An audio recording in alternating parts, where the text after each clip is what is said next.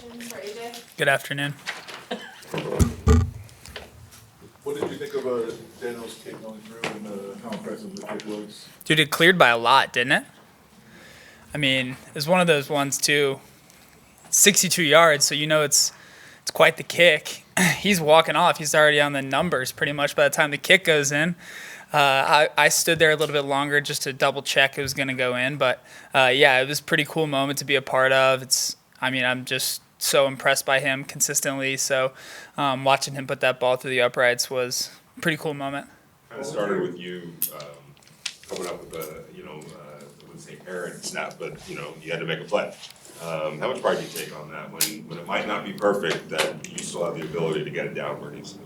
Yeah, I do take a lot of pride on it, and I do think that it's kind of my job to make everybody right, make everything kind of click. I'm the intermediary between the snap and the kick, and so my job is just cover up everything and make sure Daniel feels as little as possible. And credit to Daniel, he has no hesitation in that kick. Whether I put that ball down or not, he's swinging. And so, yeah, that's something I take a lot of pride in. It's something we work on, making sure that, having somebody else toss them. So we work on getting bad snaps just because stuff happens in a game and you got to be ready for everything. The ball's not going to be perfect every single time, and you just got to be ready to react and put the ball down and let the kicker just swing through and do his job. What went through your mind when they called your unit onto the field to try a 62-yarder?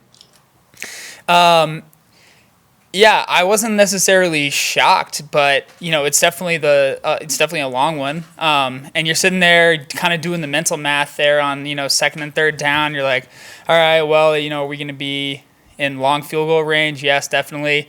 And then once they call it, you just kind of got to go through your normal routine. So there's not necessarily anything that's like different about it being 62 versus something else. But yeah, it was kind of funny. We were like talking about it before the game, like. Because there's been quite a few long field goals that have happened in preseason, because it's sort of an opportunity for a lot of coaches, I think, just to see what the leg their kicker has is, and there's less consequences, obviously, in the preseason. So, yeah, we were talking about it, and Dana was like, yeah, maybe this is the week we get a long one, and I think he kind of spoke it into existence. So, Is there more confidence now, like going into if there's an opportunity to close a half with a long field? It'd be weird if there was less confidence, right? Yeah, I mean, definitely. Like, once you see it go in, it's like, all right, cool. Just cross the 50 basically, and we got a shot at 3. What does that sound like from your position? You're sitting there and you literally are holding the ball, and his leg comes flying through. What is that? I mean, there's not too many people in the world understand what that feeling is like, what that feels like, what it sounds like. Yeah, it's kind of a bummer that it's so loud in the stadium. I wish everybody could hear what I heard. It's like a rocket going off. It's like a cannon explosion, but it doesn't really compare to like 60,000 people yelling, unfortunately. But yeah, honestly, it's kind of funny because just based off the way the ball sounds off his foot, I probably could not look up and get it pretty much accurately whether or not the ball is going to go in or not, because it just sounds different when it comes off his foot the right way versus the way he doesn't want it to come off. But I mean, his kick is just so impressive, and that noise it's really cool. It's a lot of people say that like the best sound in sports is like a hard hit fastball or something like that crack, but that's just because like nobody really cheers at baseball games and they can't hear field goals. But if people could hear field goals, that's the best noise in sports. Mic'd up maybe? So what? Mic'd up maybe? Yeah, maybe mic'd up. Put like a camera, and then I'll just kind of lean in with the chest, be like, oh, can you hear that?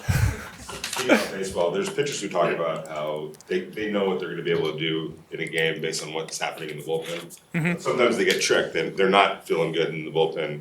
They come out and throw a gem anyway. From a punter's perspective, do you have a pretty good idea going into a game, kind of what kind of game you're going to have, or have you been tricked by what has or hasn't happened? Yeah, so I just basically lie to myself. So if I have like a really good warm up, I'm like, oh yeah, I'm hot today. Like I can't miss. Like I got all my stuff.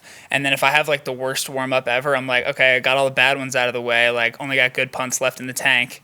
So for me mentally, like I'm just like fibbing up in my brain.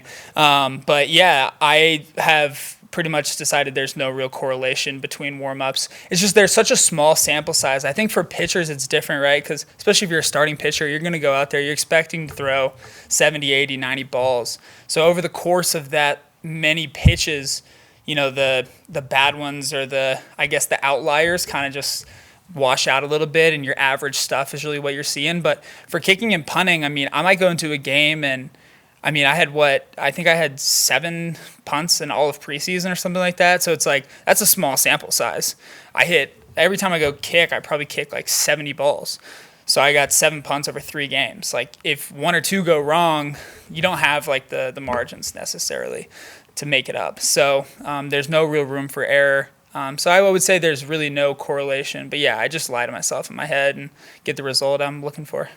So we saw a lot of competitions around the league, kicking competitions, punting in camp. You guys didn't have that. You've been through one, of course, in the past. But is it more difficult maybe to get prepared or less if you don't have that competition for somebody for camp, if you're kind of just ramping up against yourself?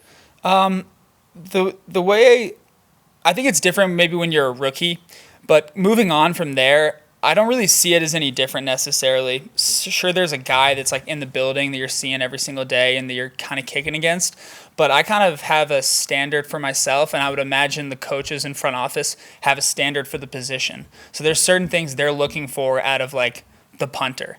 And if I'm not meeting those marks, even if there's nobody here, they're going to find somebody else that can do that job. So it's really, there's always competition. And at the end of the day, like, there's not going to be anybody here that's going to make me hold myself to a higher standard. I already hold myself to an extremely high level of what I want to succeed, what I want to accomplish, and just the expectations I have for myself. So there's not really going to be any difference if somebody else is here or if they're not here. I'm still going to go out there every single day trying to work towards what I consider my peak, which is, the goals I have in my own head. So, it's a little bit of a different experience when you're kind of alternating reps and stuff like that. But I think it's largely the same. And I think that everybody knows in this business, there's always competition. And there's really 32 jobs, and that's it. Derek made a claim recently about him and Hunter and Foster being undefeated in pool volleyball. I was told the best competition was Kelsey, Darren, and Mac Hollins. I know you have some volleyball experience around you. Were you ever involved in these games, and how good are they? I was involved in some games. There was definitely some shady officiating from time to time that went along there. Saying that Darren and Kelsey and them were the best competition, I think it's a little bit revisionist history if you want the truth. Me and Daniel combined put together a pretty formidable squad. He's kind of got that like Ivan Drago, Rocky IV kind of power punch, and he can kind of get that overhead real violent motion, and I'm married to a setter, so I kind of understand how the game's played. So I'm in there just quarterbacking, dishing, doing that whole thing. But yeah, I don't know exactly. A lot of the games happened in Derek's pool, and I don't know exactly what he did to construct the pool, but boy, does it feel like they get all the bounces in there. I mean, there's a lot of arguing, and I don't know if you guys know Foster, but Foster just wins every argument because he just talks louder longer. So it's like, okay, bro, you can take the point, like whatever. It's just not worth it. Like we've been arguing about this for 5 minutes. Like I saw it hit your finger and go out of bounds, but like if you're gonna say it's not, like I see you going like this every time we look away. But it is what it is. It's competition. It's good for everybody. I actually played college volleyball at Kansas. So yeah. You could be. Yeah. Yeah, the 2 of them. We just need 4 more, and we can put together a little squad. I'll be 1, Daniel will be 1, we need 2 more.